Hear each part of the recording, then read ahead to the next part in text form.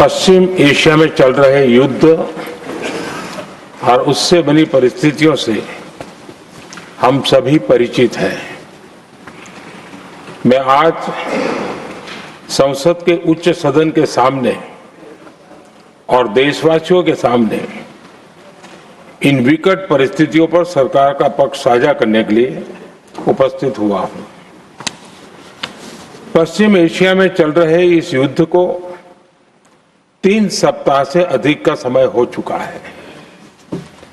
इस युद्ध ने पूरे विश्व में गंभीर ऊर्जा संकट पैदा कर दिया है। भारत के लिए भी ये स्थिति चिंताजनक है। इस युद्ध से हमारे व्यापार के रास्ते प्रभावित हो रहे हैं। इससे पेट्रोल, डीजल, गैस और फर्टिलाइजर जैसे जरूरी सामान की रूटीन सप्लाई प्रभावित हो रही है। गल्फ देशों में करीब 1 करोड़ भारतीय रहते हैं, वहां काम करते हैं।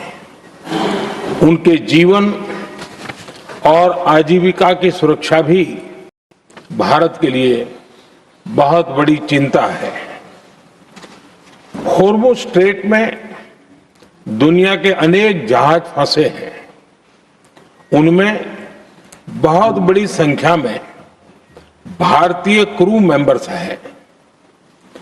ये भी भारत के लिए एक बड़ी चिंता का विषय है। ऐसी विकट परिस्थिति में आवश्यक है कि भारत की संसद के इस उच्च सदन से शांति और संवाद की एकजुट आवाज पूरे विश्व में जाए।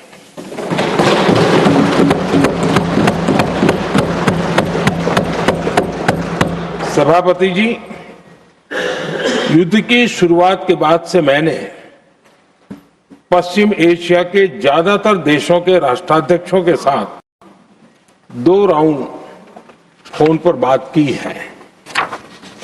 हम गल्फ के सभी देशों के साथ लगातार संपर्क में हैं। हम ईरान, इजराइल और अमेरिका के साथ भी संपर्क में हैं। हमारा लक्ष्य डायलॉग और डिप्लोमेसी के माध्यम से क्षेत्र में शांति की बहाली का है। हमने डी एस्केलेशन और हॉर्मुज स्ट्रेट खोले जाने पर भी उनसे बात की है। कमर्शियल जहाजों पर हमला और हॉर्मुज स्ट्रेट जैसे अंतर्राष्ट्रीय जलमार्ग में रुकावट अस्वीकार्य है। भारत ने नागरिकों पर, सिविल इंफ्रास्ट्रक्चर पर, एनर्जी और ट्रांसपोर्ट से जुड़े इंफ्रास्ट्रक्चर पर हमलों का विरोध किया है।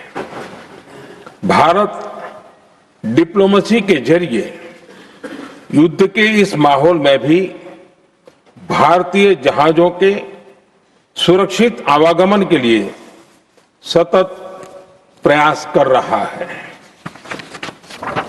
भारत ने इस समस्या के समाधान के लिए संवाद का ही रास्ता सुझाया है।